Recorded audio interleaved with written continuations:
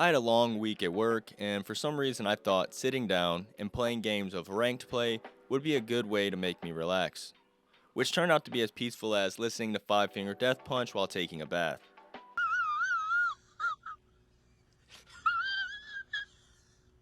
In my first game on, though, I heard this one enthusiastic young sweat continuously saying, "This MP7 is cheese.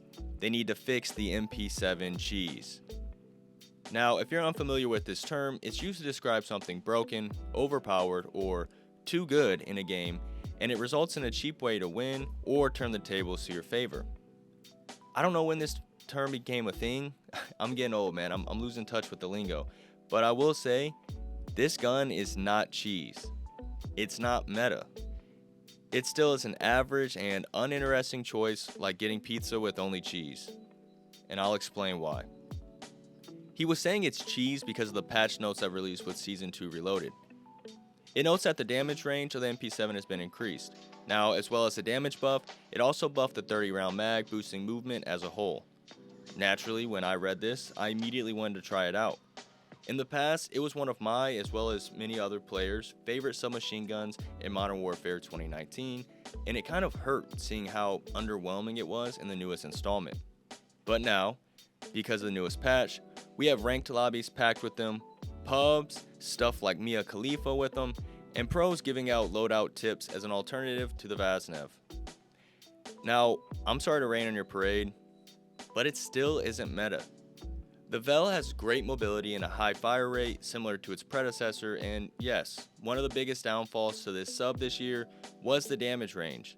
But honestly, the reason this weapon was so dominant in Warzone as well as multiplayer had nothing to do with its damage range. It was the recoil, or lack thereof. The MP7 was never known for its damage, but the reason it was so deadly was because of the easy recoil pattern and the low visual recoil. This weapon was a straight up laser.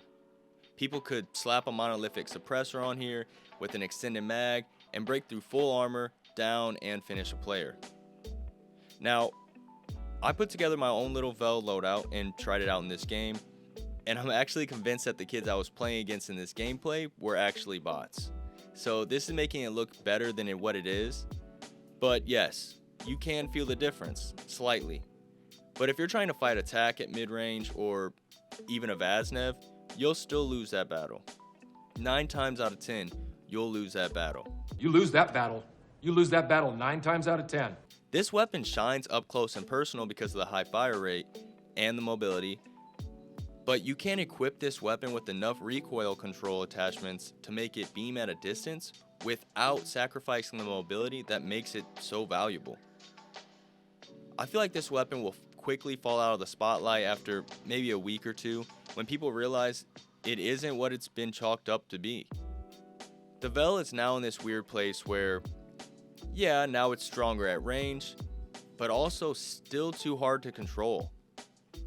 While this update definitely is a step in the right direction for this weapon, it's still not meta. I want to hear what you guys think. I love when you guys comment because it helps me understand other people's perspectives and get a good gauge on what the community is feeling. Do you think that the VEL is now going to be the new meta? Or is it still pretty underwhelming? If you watched this far, I would really appreciate it if you dropped a like to support the channel and consider subscribing for more regularly posted content. I'm Scotty for Prez, and I'll see you next time. Deuces.